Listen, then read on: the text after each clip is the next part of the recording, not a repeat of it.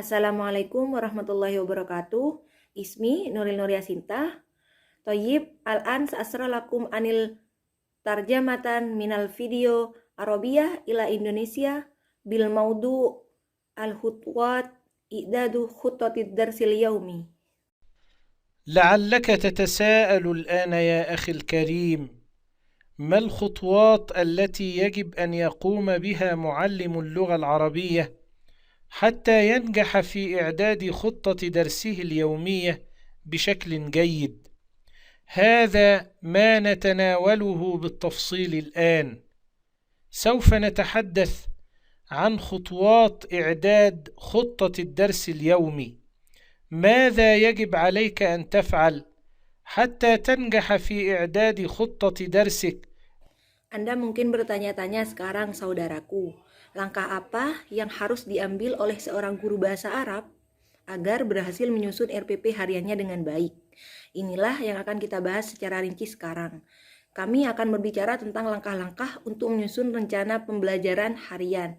Apa yang harus Anda lakukan agar berhasil menyusun rencana dengan baik? بشكل جيد. أولا يجب عليك أن تبدأ بقراءة الموضوع الذي تنوي تدريسه قراءة واعية عميقة، مع تحديد الأجزاء الرئيسية في هذا الموضوع والأفكار الجديدة والحقائق والمبادئ والمعلومات التي ترى أنها ضرورية ويجب أن يتقنها الطلاب عند دراسة هذا الموضوع. Pertama, Anda harus mulai membaca mata pelajaran yang ingin Anda ajarkan. Pembacaan sadar yang mendalam sambil mengidentifikasi bagian-bagian utama dari mata pelajaran ini. Ide-ide, fakta, prinsip, dan informasi baru yang dianggap perlu dan harus dikuasai oleh siswa ketika mempelajari mata pelajaran ini. ثانيا يجب أن تبدأ في صياغة الأهداف السلوكية بشكل دقيق ومحدد لكي تجيب عن التساؤل التالي: ماذا سأعلم طلابي في هذا الدرس؟ إن المعلم الذي ينجح في التخطيط هو المعلم الذي يستطيع أن يحدد أهداف درسه بشكل جيد. هذا التحديد الواضح والدقيق للأهداف هو الذي يضمن للمعلم أن يختار كل عناصر خطته بشكل ناجح بل وبشكل متميز. Kedua, Anda harus mulai merumuskan tujuan perilaku secara akurat dan spesifik untuk menjawab pertanyaan berikut. Apa yang akan saya ajarkan kepada siswa saya dalam pelajaran ini? Guru yang berhasil dalam perencanaan adalah guru yang dapat menetapkan tujuan pembelajarannya dengan baik. Definisi tujuan yang jelas dan tepat inilah yang memastikan bahwa guru memilih semua elemen rencananya dengan sukses dan cukup jelas. إذا حددت أهدافك بشكل واضح فإنك سوف تختار كل الإجراءات التي توصلك إلى تحقيق هذه الأهداف بشكل ناجح. لذلك فإن الخطوة الثالثة تتمثل في تجهيز وإعداد المواد والوسائل التعليمية المناسبة. هذه المواد والوسائل التي تشمل مصادر التعلم والكتب والمراجع والبطاقات واللوحات والعروض الإلكترونية والأفلام التعليمية ومواقع الإنترنت التي يمكن أن يعود إليها الطلاب، كل ما من شأنه أن يساعد المعلم والمتعلمين في تحقيق أهداف الدرس. يقوم المعلم بتجهيزه وإعداده في الخطوة الثالثة. Jika Anda menyiapkan tujuan Anda dengan jelas, Anda akan memilih semua tindakan yang akan menuntun Anda untuk berhasil mencapai tujuan tersebut. Oleh karena itu, langkah ketiga adalah menyiapkan bahan dan alat bantu pendidikan yang tepat. Bahan dan sarana tersebut yang meliputi sumber belajar, buku, referensi, kartu, papan, presentasi elektronik, film, pendidikan, dan situs internet yang dapat dikunjungi kembali oleh siswa. Semua itu akan membantu guru dan siswa mencapai tujuan pembelajaran. Guru dan peserta didik mempersiapkannya pada langkah ketiga.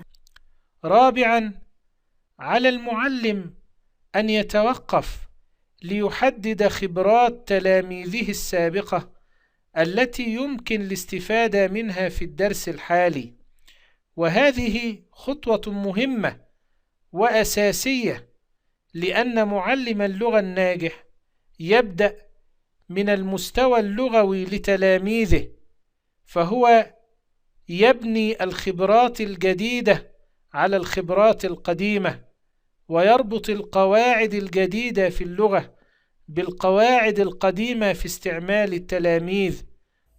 Keempat, guru harus berhenti dan mengidentifikasi pengalaman siswa sebelumnya yang dapat diambil manfaatnya dalam pelajaran saat ini. Dan ini merupakan langkah penting dan esensial karena seorang guru bahasa yang sukses dimulai dari tingkat linguistik siswanya. Dia membangun pengalaman baru di atas pengalaman lama dan menghubungkan aturan baru dalam bahasa dengan aturan lama dalam penggunaan siswa. Dan dia selalu memulai yang sudah diketahui siswa, bukan apa yang seharusnya mereka ketahui. وينطلق دائما مما يعرفه التلاميذ بالفعل لا مما يجب عليهم أن يعرفوه. خامسا على المعلم بعد ذلك أن يبدأ في اختيار التمهيد والمقدمة المناسبة لموضوع الدرس والمشوقة للتلاميذ التي تثير دافعيتهم والتي تحمسهم لدراسة هذا الموضوع، المقدمة التي تبين لهم أهمية دراسة الموضوع والفائدة الشخصية المتحققة من دراسته. المعلم الناجح يحدد بكل دقة المدخل الذي سوف يدخل من خلاله على تلاميذه ليقنعهم بأهمية بل وبضرورة دراسة الموضوع. Kelima, guru kemudian harus memilih kata pengantar dan pengantar topik pelajaran yang sesuai dan yang menarik bagi siswa yang membangkitkan motivasi dan semangat mereka untuk mempelajari topik ini. Guru yang sukses secara akurat menentukan pintu masuk yang akan dia masuki murid-muridnya dan meyakinkan mereka tentang pentingnya dan bahkan perlunya mempelajari mata pelajaran tersebut. سادسا ينتقل المعلم إلى وضع تحديد دقيق لإجراءات التدريس الخاصة بكل هدف بحيث تشمل هذه الإجراءات. أولا حدد ماذا ستفعل أنت كمعلم لتحقيق هذا الهدف وهو ما نسميه أسلوب التدريس، ثم حدد ماذا سيفعل طلابك لتحقيق هذا الهدف وهو ما نسميه الأنشطة التعليمية، ثم حدد ما قد تحتاج أنت إليه أو يحتاج إليه طلابك لتحقيق هذا الهدف وهو ما نسميه الأجهزة والمواد والوسائل المعينة. Keenam, guru bergerak untuk menetapkan definisi yang tepat dari prosedur pengajaran untuk setiap tujuan dengan cara yang mencakup prosedur tersebut. Pertama, tentukan apa yang akan Anda lakukan sebagai guru untuk mencapai tujuan ini. Inilah yang kami sebut gaya mengajar. Kemudian tentukan apa yang akan dilakukan siswa Anda untuk mencapai tujuan ini. Inilah yang kami sebut sebagai pendidikan. Kemudian tentukan apa yang mungkin Anda atau siswa Anda perlukan untuk mencapai tujuan ini. Inilah yang kami sebut perangkat, bahan, dan alat bantu.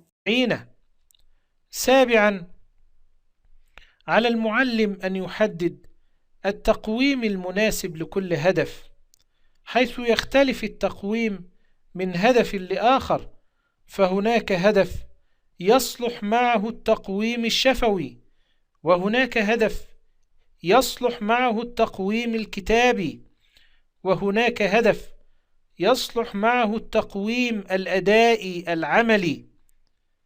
ثامناً، على المعلم أن يحدد بدقة شديدة الزمن الملائم لكل هدف، وإجراءات التدريس الخاصة به، وكيفية تقويم هذا الهدف بشكل تقريبي. Ketujuh, guru harus menentukan kalender yang sesuai untuk setiap tujuan, di mana kalender berbeda dari satu tujuan ke tujuan lainnya. Ada tujuan yang valid dengan kalender lisan, ada tujuan yang sesuai dengan evaluasi tertulis, ada tujuan yang sesuai dengan evaluasi kinerja praktis. Kedelapan, guru harus menentukan dengan cara yang tepat, waktu yang tepat untuk setiap tujuan dan prosedur pengajarannya, dan bagaimana mengevaluasi tujuan itu kira-kira. ثم ينتقل المعلم في خطته إلى الخطوة التاسعة، وفيها يختار الواجب المنزلي المناسب لموضوع الدرس والمناسب لمستوى المتعلمين. أخيراً، فإن على المعلم ألا ينسى أن يسجل العناوين الخاصة بالمكونات الروتينية لخطة درسه. هذه الخطوات العشرة تمثل أهم ما يجب أن يقوم به معلم اللغة العربية لإعداد خطة درسه اليومية إعداداً ناجحاً وفعالاً. Kemudian guru melanjutkan rencananya ke langkah 9. Di dalamnya ia memilih pekerjaan rumah yang sesuai dengan topik pelajaran dan level yang sesuai untuk siswa. Terakhir, guru tidak boleh lupa membuat judul untuk komponen rutin RPP-nya. Ke-10, langkah ini merupakan hal terpenting yang harus dilakukan guru bahasa Arab untuk mempersiapkan RPP harian, mempersiapkan RPP yang sukses dan efektif.